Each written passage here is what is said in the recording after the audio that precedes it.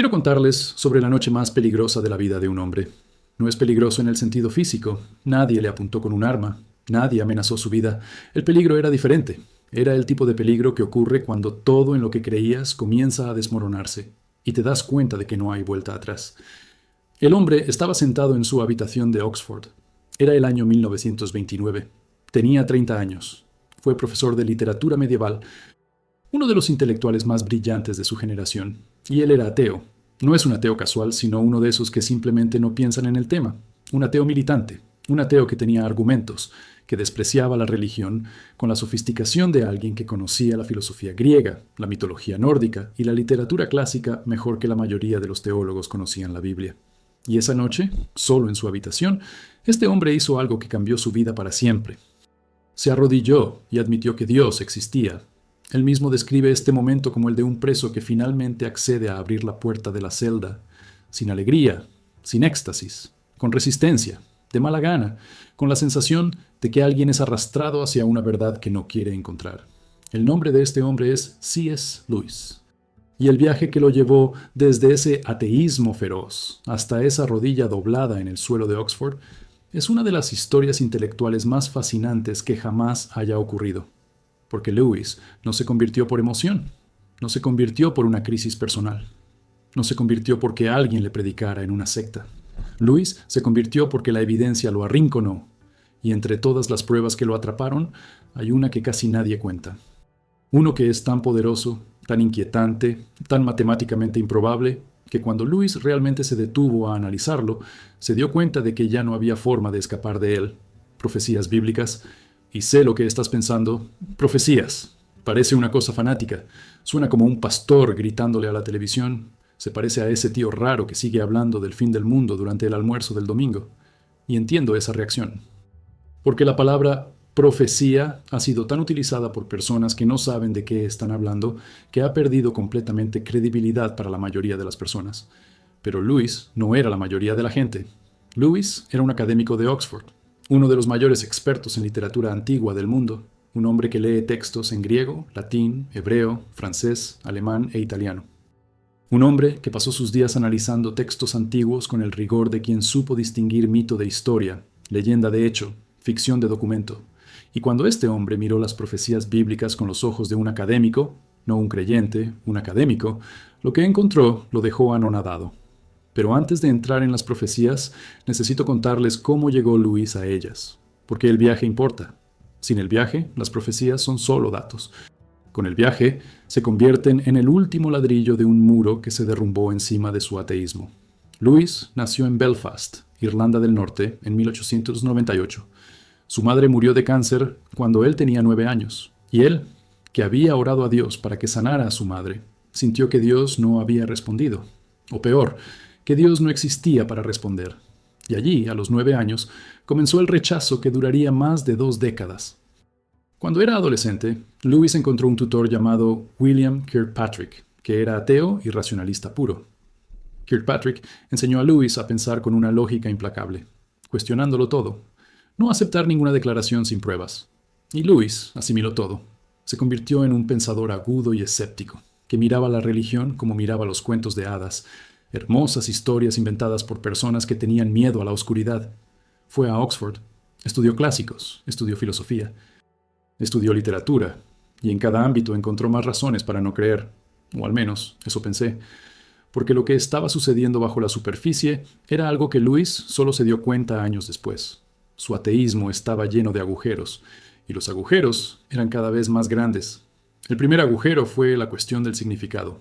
Lewis amaba la literatura. Me encantaban los mitos, me encantaban las historias nórdicas de dioses y héroes. Y se dio cuenta de que estas historias tocaban algo dentro de él que era más profundo que el entretenimiento. Evocaban algo que él llamaba alegría, no alegría en el sentido de felicidad, algo diferente, un anhelo, un profundo deseo por algo que no podía nombrar. Una sensación de que había algo más allá, algo que las mejores historias solo insinuaban pero nunca transmitían por completo. Y Lewis, como buen ateo, intentó explicar esta sensación en términos materialistas. Es instinto, es nostalgia, es una reacción neurológica, pero ninguna explicación materialista captó el asunto. El sentimiento persistió y creció. Y cuanto más leía, más crecía, como si cada gran historia fuera un dedo que señala algo real que él se negaba a mirar. El segundo agujero fue la cuestión de la moralidad. Louis P. Mee di cuenta de que vivía como si ciertas cosas estuvieran realmente bien y otras realmente mal, no como una preferencia. Que es cierto, estaba genuinamente indignado por la injusticia. Y me di cuenta de que esta indignación no tenía sentido dentro del ateísmo. Si el universo es solo materia sin propósito, no hay injusticia. Solo existe lo que sucede. Y decir que algo que sucede no debería suceder presupone un estándar de cómo deberían ser las cosas. Un patrón que no puede surgir de la materia. Eso tiene que venir de alguna parte. Y Lewis hizo una brillante observación que más tarde se convirtió en uno de los argumentos más famosos de la historia de la filosofía. Dijo, el pez no siente sed a menos que haya agua. El hambre no existiría si no existieran los alimentos.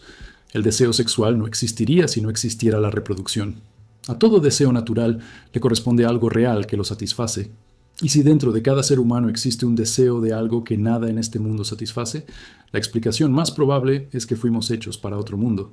El tercer hoyo fue algo que Lewis no esperaba. Fueron amigos. En Oxford estuvo rodeado de algunas de las mentes más brillantes de Inglaterra, y varios de ellos eran cristianos, no cristianos tontos, cristianos inteligentes, gente como J.R.R. Tolkien, el autor de El Señor de los Anillos, gente como Hugo Dyson, personas que pensaron profunda y rigurosamente, y que, después de toda esta reflexión, creyeron en Cristo. Y esto perturbó a Lewis, porque era fácil ser ateo cuando se pensaba que todos los creyentes eran ignorantes. Pero cuando cenabas todas las semanas con Tolkien, uno de los más grandes eruditos del lenguaje y la mitología del mundo, y Tolkien creía en Cristo con total convicción, era difícil mantener la narrativa de que la fe era para gente estúpida. Y fue Tolkien quien le dijo algo a Lewis en una conversación nocturna que se convirtió en uno de los momentos más importantes de la historia intelectual del siglo XX. Lewis había dicho que amaba los mitos, que los mitos paganos tenían una belleza y una verdad que le conmovían profundamente. Pero ese cristianismo era solo otro mito. Y Tolkien respondió, sí, es un mito, pero es el mito el que se ha convertido en realidad. Es la historia que realmente sucedió.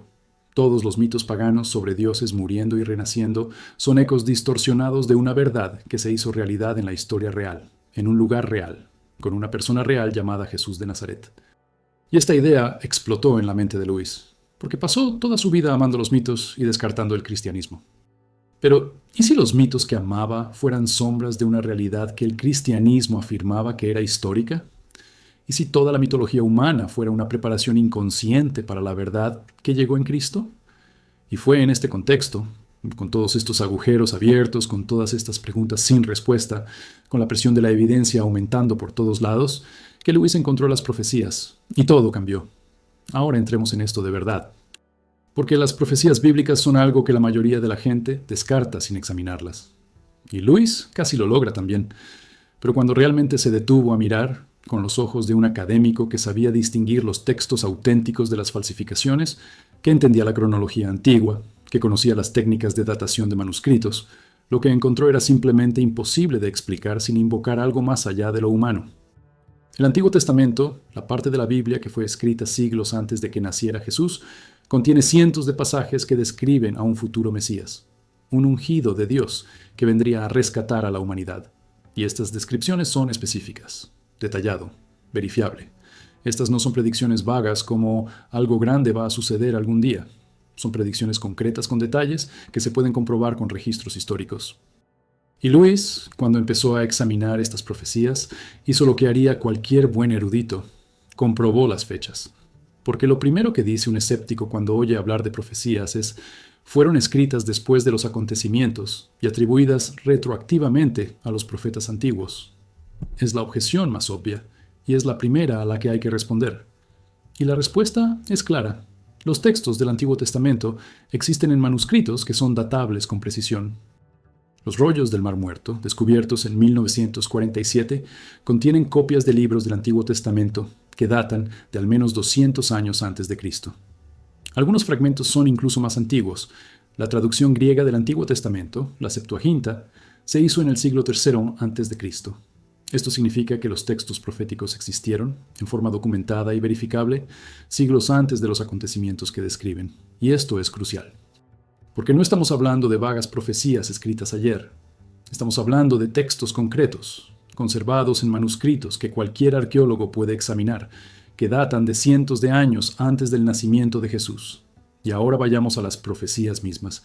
Y quiero que prestes atención a los detalles, porque son los detalles los que hacen esto es matemáticamente inexplicable.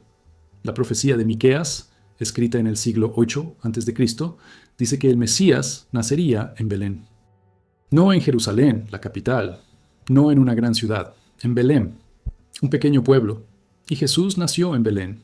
Esto lo confirman no solo los evangelios, sino también el hecho de que los propios enemigos de Jesús nunca negaron que fuera de Belén. Si hubieran podido negarlo, lo habrían hecho. No lo negaron porque fuera verdad. Isaías, que escribió en el siglo VIII a.C., describe a alguien que sería despreciado y rechazado, quien cargaría con los sufrimientos de los demás, que sería traspasado por las transgresiones de los demás, que sería llevado como oveja al matadero y no abriría la boca, que sería contado entre los criminales y que, a pesar de morir como un criminal, sería enterrado con los ricos. Ahora lee eso de nuevo, despacio, perforado, llevado al matadero sin resistirse, contado entre los criminales, enterrado con gente rica. Cada uno de estos detalles corresponde exactamente a lo que le sucedió a Jesús. Fue crucificado, traspasado con clavos. No se resistió al arresto ni al juicio. Fue crucificado entre dos ladrones, contados entre los criminales, y fue sepultado en el sepulcro de José de Arimatea, un hombre rico. Esto fue escrito 700 años antes de que sucediera.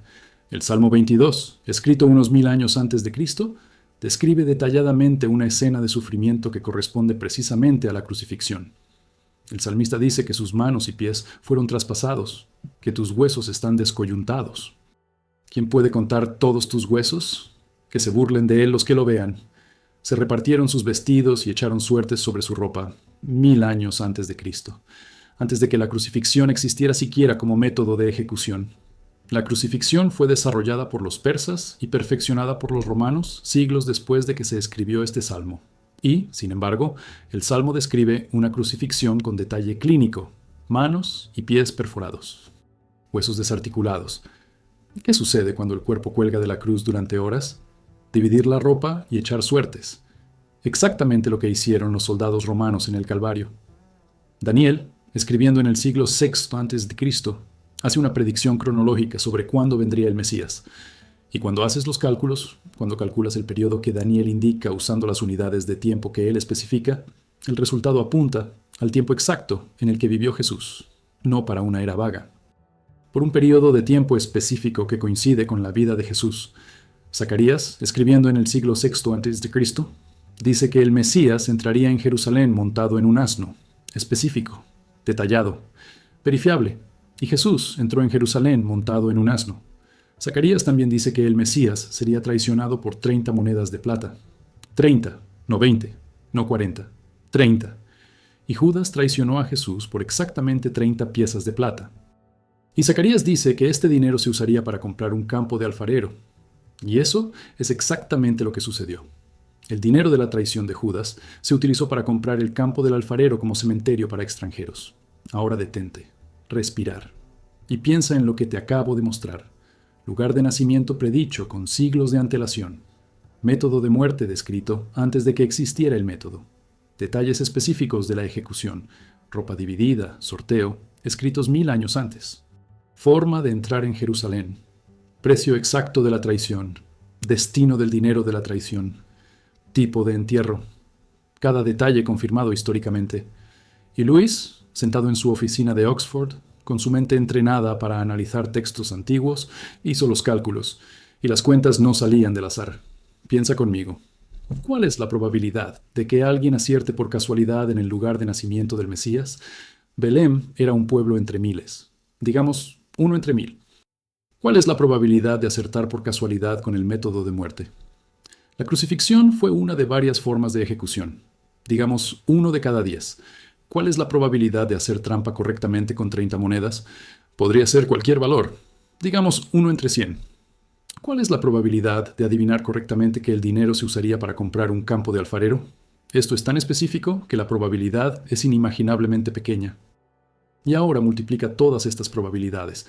Cada profecía es independiente. Cada detalle está separado, y cuando multiplicas probabilidades independientes, el número resultante se vuelve astronómicamente pequeño.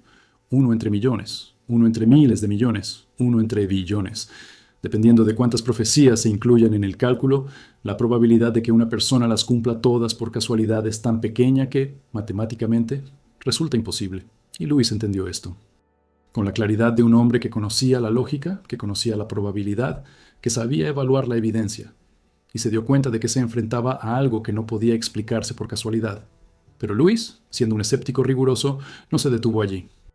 Hizo la pregunta que cualquier escéptico honesto, esto debería hacerse. ¿Y si Jesús hubiera cumplido deliberadamente las profecías? ¿Qué pasaría si conociera los textos y hubiera organizado su vida para que pareciera que las profecías se estaban cumpliendo? Es una objeción razonable. Y Lewis la tomó en serio. Pero cuando lo examinó, se dio cuenta de que no funciona, porque muchas de las profecías describen cosas que estaban completamente fuera del control de Jesús. Él no eligió dónde nacer. Belén no fue su decisión. Allí estaba su madre cuando se convocó el censo romano. No controló el precio de la traición. 30 monedas fue decisión de Judas y los sacerdotes. No controló lo que los soldados hicieron con su ropa en la cruz. Dividir y echar suertes fue iniciativa de los romanos. No controló el tipo de entierro. José de Arimatea, un hombre rico, pidió el cuerpo a Pilato por decisión propia. No controló el método de ejecución. La crucifixión fue la sentencia romana, no algo que Jesús pudiera haber elegido o evitado. Es decir, las profecías incluyen detalles que dependían de decisiones de otras personas, circunstancias históricas y acontecimientos que ningún ser humano podía controlar.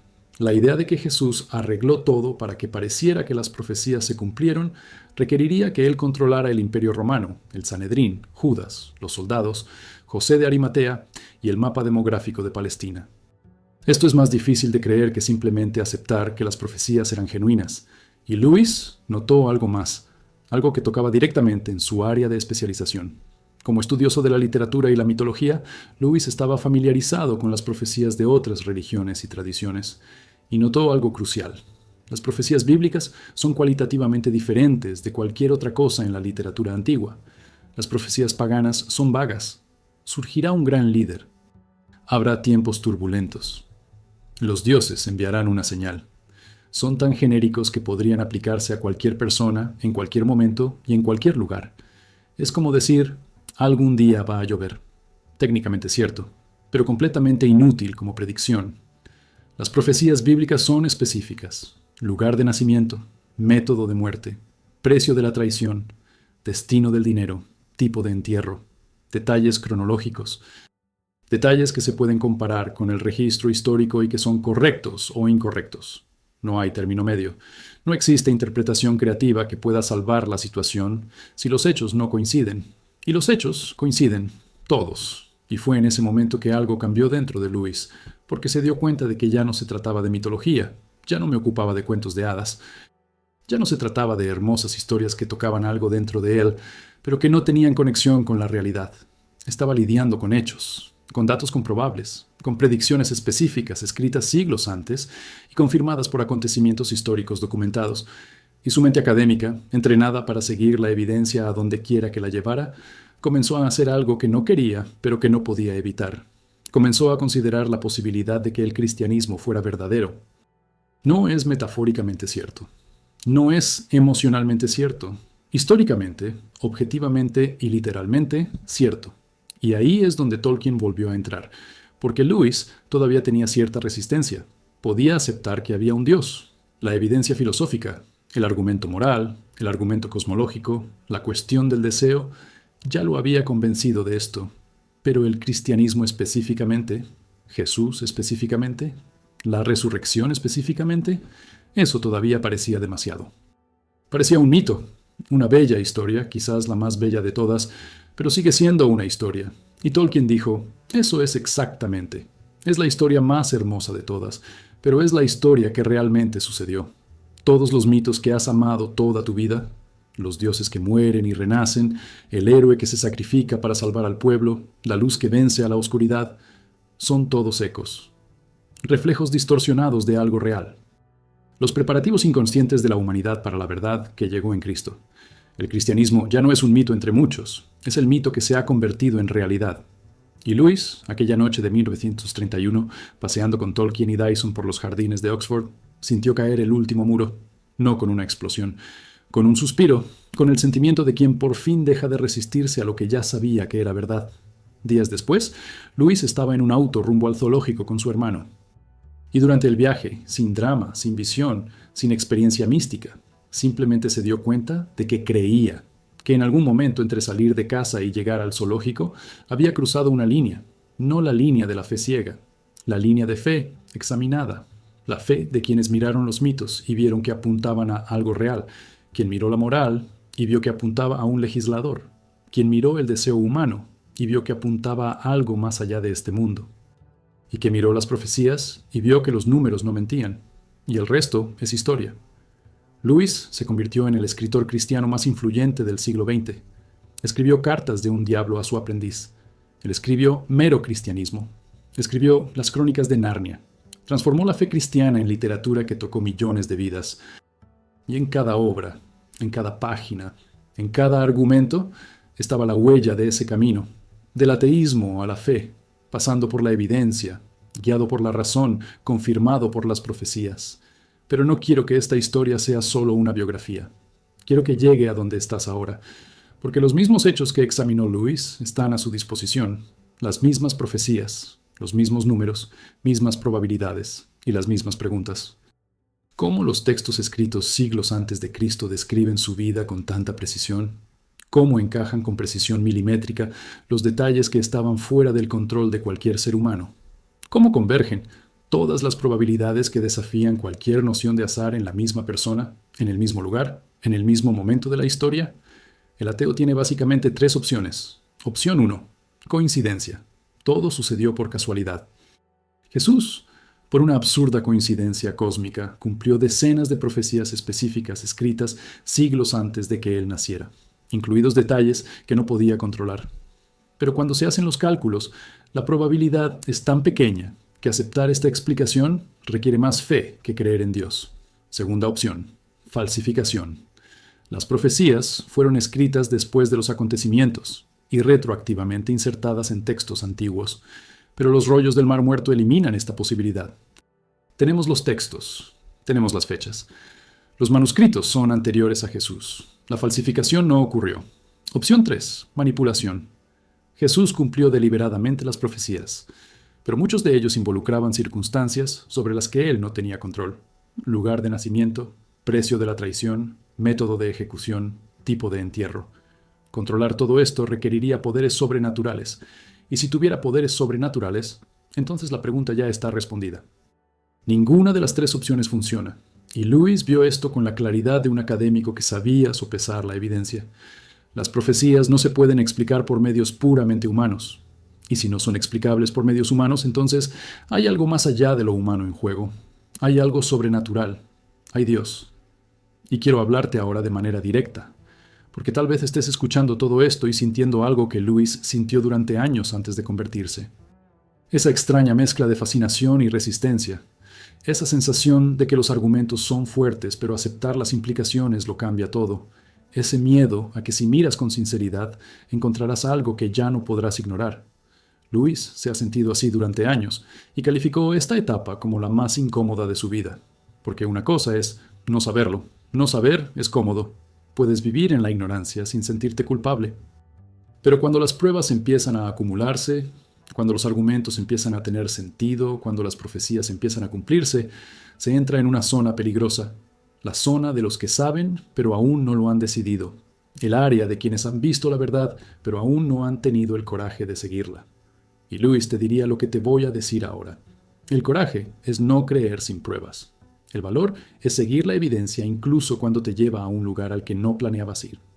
Coraje es dejar que la realidad sea más fuerte que tus prejuicios. La valentía es mirar los números y aceptar lo que dicen, aunque lo que digan lo cambie todo. Porque las profecías dicen algo muy claro. Dicen que siglos antes de que naciera Jesús, alguien ya sabía que vendría, ya sabía dónde nacería, cómo moriría, cuánto costaría la traición, qué pasaría con el cuerpo, los detalles de ejecución, la reacción de los soldados, el tipo de entierro. Todo estaba escrito, todo se cumplió. Y el azar no explica eso. La manipulación no explica esto. La falsificación no explica esto. Lo que explica es algo de lo que Louis pasó su vida huyendo, pero que finalmente aceptó esa noche de 1929, de rodillas en el suelo de su habitación en Oxford. Hay un Dios que conoce el futuro. ¿Quién planeó la historia? ¿Quién escribió el guión antes de que los actores subieran al escenario? Y se propuso dejar pistas a lo largo del camino para que, llegado el momento, quien quisiera ver pudiera ver. Y quizás la pista más poderosa de todas no sea una profecía específica, es lo predeterminado.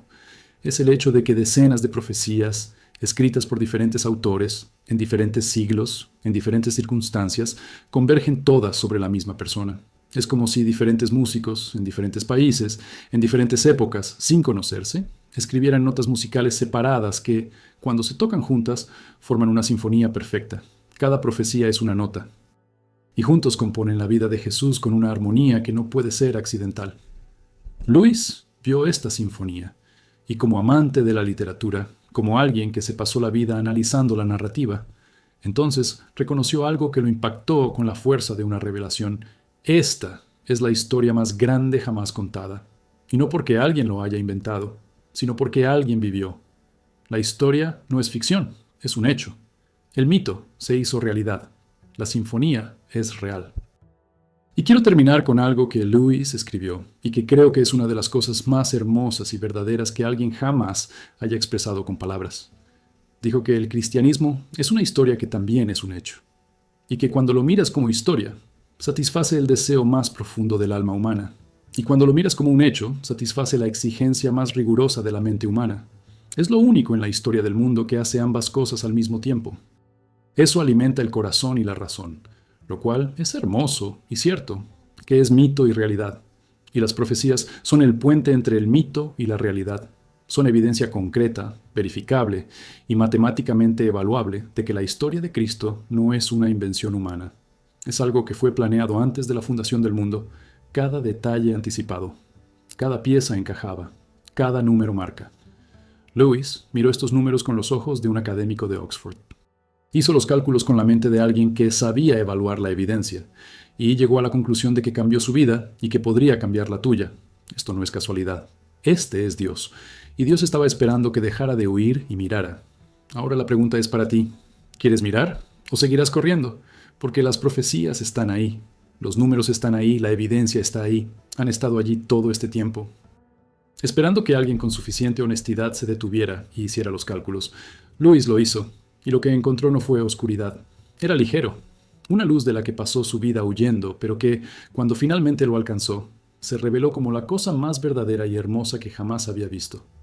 Si esto tocó algo dentro de ti, deja un me gusta. Si te hizo pensar en algo en lo que nunca habías pensado, comenta a continuación. Si se te ocurre a alguien que necesite escuchar esta historia, compártela. Suscríbete al canal y nos vemos en la próxima.